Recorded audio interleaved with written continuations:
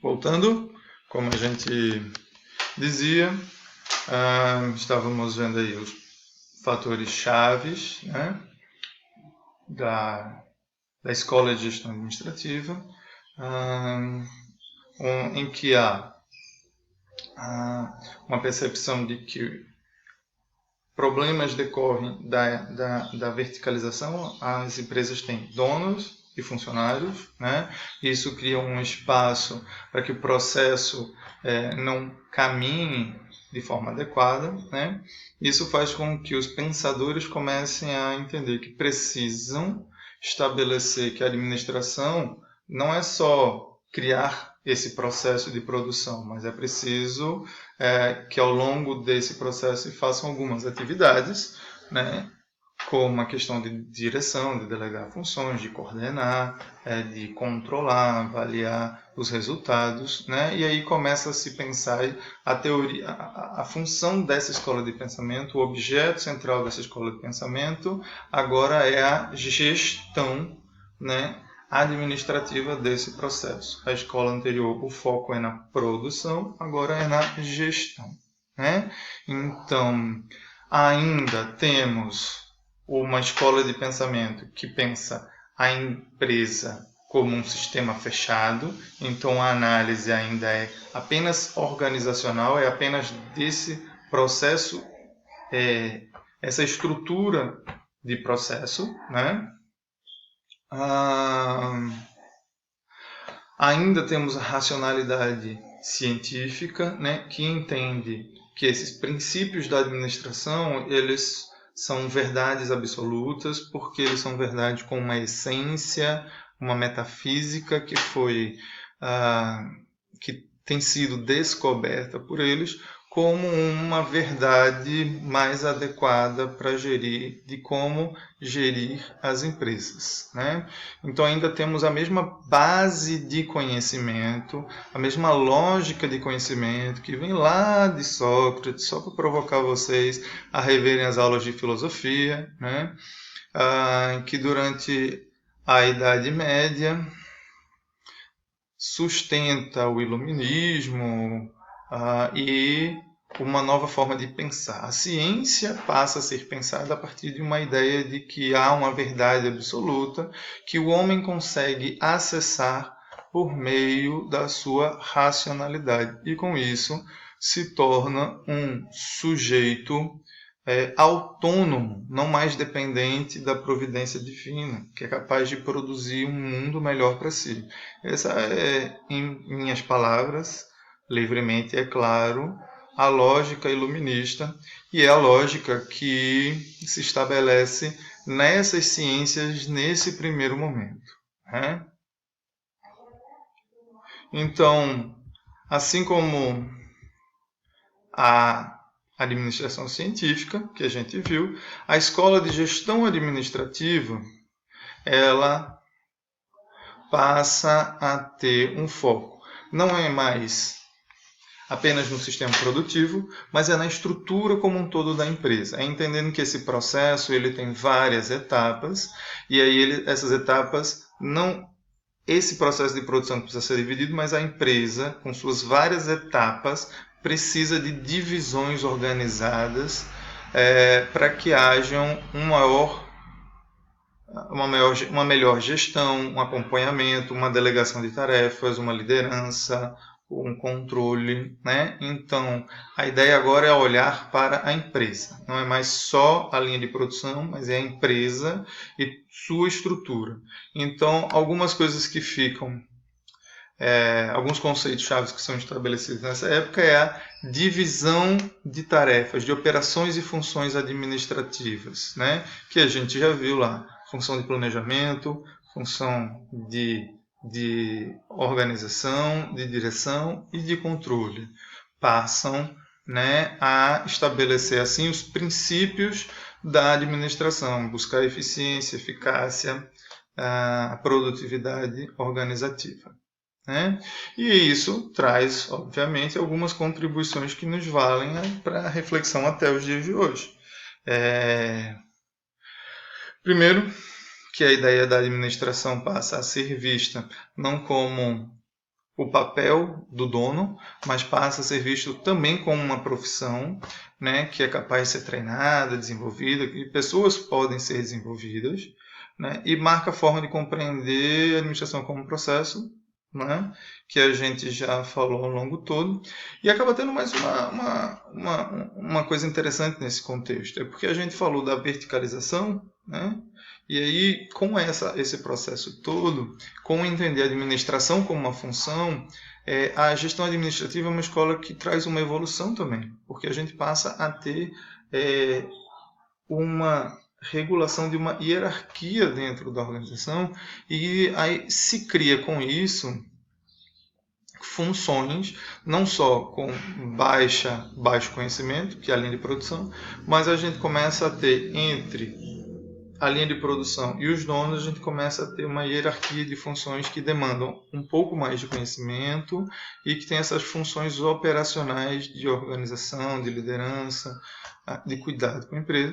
E com isso a gente começa a construir a nossa chamada, socialmente falando, a nossa classe média, porque a gente começa a construir um nível melhor qualificado do que o de baixo, que também recebe proporcionalmente melhor do que o de baixo, mas que também não ganha a mesma coisa que o dono da empresa.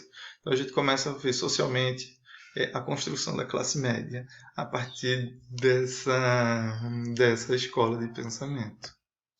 Interessante, né? Bom, a terceira e última escola, fechando essa trinca clássica, é a chamada teoria da burocracia. Não é necessariamente uma escola de pensamento, né? Mas sim uma teoria, porque a burocracia ela já está estabelecida na própria lógica de organização e ela perpassa esses outros escolas anteriores que a gente mencionou, né? Na verdade, uma base teórica diferenciada para a gente começar a pensar também essas organizações, né? Sim, sobretudo aqui sobre a teoria da burocracia, se estabelece principalmente o pensamento do Max Weber, um dos 3 pilares da sociologia. Então, ao falarmos disso, acho que vocês têm aula de sociologia, né? Se não tem, ok, eu vou passar brevemente. Mas Weber, enquanto sociólogo, é um dos primeiros caras que começa a pensar diferente daquela lógica positivista de que existe uma verdade dominante. Ele começa a entender que as verdades elas são estabelecidas localmente, dentro de um certo recorte histórico, temporal, né? O que é verdadeiro para algumas pessoas em alguns lugares não é verdadeiro para outros. Ou seja, isso tem muito a ver com de que as verdades elas se constroem dentro de uma lógica cultural, né? E a teoria da burocracia, Weber não cria como um conceito ruim. Ele entende ou interpreta isso como uma ideia que faz sentido como consolidação da autoridade racional legal na sociedade. Por quê? Porque a gente mudou a forma como a gente é regido. A gente deixa de ser regido daquela sociedade feudal em que o líder é um líder divino, né? Em que há uma autoridade que recebe esse papel de forma divina, ele é o rei, ele foi instituído rei, e a sua família vai prosseguir dentro dessa liderança porque foi a providência divina que o colocou ali e as pessoas seguem essa lógica, né? É claro, quando esse rei abusa demais do seu poder, ele dá espaço para as revoltas e aí surge naquela época uma outra forma de liderança que é uma liderança mais emocional. Alguém conquista o direito de ser líder porque se mostra competente, se mostra valente, se mostra capaz de juntar as pessoas, uma referência, né? Então é uma liderança mais emotiva e consegue virar esse jogo, né? Se a gente for levar em consideração os filmes, as histórias de fantasia, Game of Thrones, por exemplo, ou The Witcher e tal, a gente pode dizer que os líderes, uma liderança baseada em tradições, uma liderança tradicional seriam o rei, a pessoa que detém o trono de ferro, né? E uma liderança emocional baseada nas suas características e nos seus apelos. São aqueles líderes, só o Jon Snow, por exemplo, que conquista de forma carismática, né, a liderança carismática, ele conquista, né, o respeito das pessoas que acabam o seguindo. Né?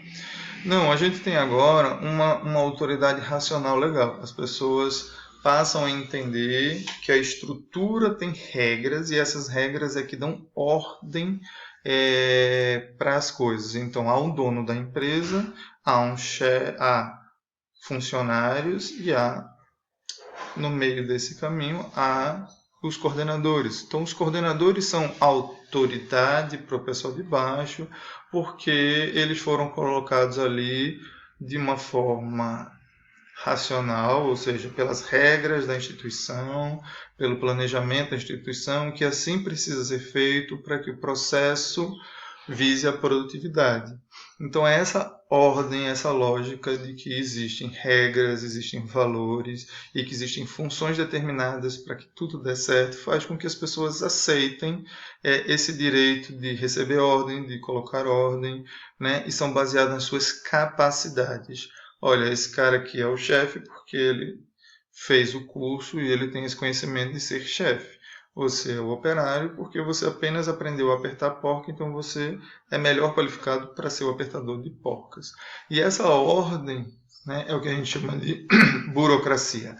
A burocracia é um conceito de organização das coisas baseadas em regras que acabam se estabelecendo como verdades e que as pessoas acabam seguindo porque elas acabam dando uma ordem e um sentido para as práticas sociais. Né? Então a gente tem aí a centralização do poder estatal, ou seja, quem domina e tem o dinheiro acaba tendo essa dominação de delegar as funções e tudo mais. Né? A gente tem a expansão do capitalismo e o crescimento da sociedade em massa. Então a gente já vê aí uma ordem dessa lógica de vida. A burocracia ela cresce à medida que a gente vê que as pessoas aceitam a ideia de que eu preciso trabalhar para ganhar dinheiro, para comprar coisas, né? E ao comprar coisas eu sinto que tenho uma vida melhor, porque eu tenho uma vida com posses, né? E essa lógica ela começa a partir das maiores empresas que começam a colocar isso como um padrão. Eu lembrei agora que estava vendo um Fantástico ontem, falando sobre a prática de higiene, de lavar as mãos e tudo mais. E aí o professor de história, acho Bueno, falando de que os portugueses vieram ao Brasil, eles não tinham o hábito de tomar banho, por uma questão até de saúde, de se proteger das doenças a partir de uma pele mais resistente, né, mais cheia de crosta pela falta de banho e tudo mais.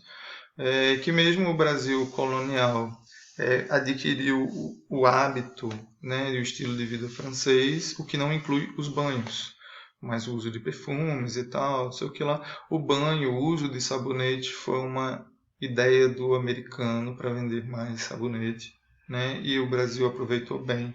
Lógico, ele defende isso como uma questão da sociedade, já que os índios se banhavam bastante. Mas como o marketing, a propaganda, tudo isso construiu um conceito, um estilo de vida. Então a mesma coisa a gente pode dizer aqui com a ideia de burocracia, esse nosso estilo de vida, né, racional, por ordens e tal, elas foram sendo construídas, né, por meio da propaganda, do cinema, da cultura, foram se estabelecendo ao longo dos anos. Né? A gente vai dar uma pausa agora, porque é o limite do vídeo, e a gente vai continuar a falar disso no próximo, ok? Vejo vocês, só dá um clique aí.